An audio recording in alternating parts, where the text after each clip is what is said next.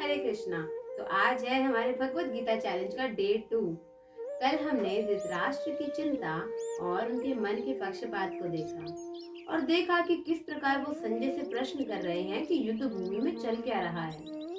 आज हम देखेंगे कि युद्ध क्षेत्र के प्रथम संकेत किस प्रकार विराट संघर्ष का रूप ले लेते हैं। तो आइए श्लोक का उच्चारण करते हैं। संजय उवाच दृष्ट्वा तु पाण्डवानीकं व्यूढन् दुर्योधनस्तदा आचार्यमुपसंगम्य राजा वचनमब्रवीत्। अर्थात संजय ने कहा, हे राजन, पांडुपुत्रों द्वारा सेना की व्यूह रचना देखकर राजा दुर्योधन अपने गुरु के पास गए और उनसे ये शब्द कहे।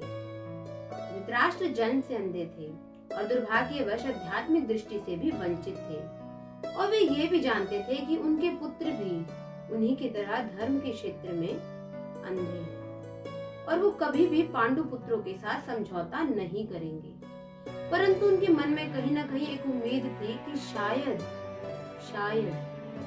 धर्म क्षेत्र कुरुक्षेत्र जैसी पावन भूमि पर जाकर उनका हृदय परिवर्तित हो जाए और वो युद्ध का विचार बदल दे।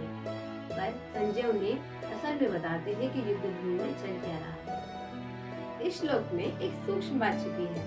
दुर्योधन डर के कारण अपने गुरु द्रोणाचार्य के पास आता है।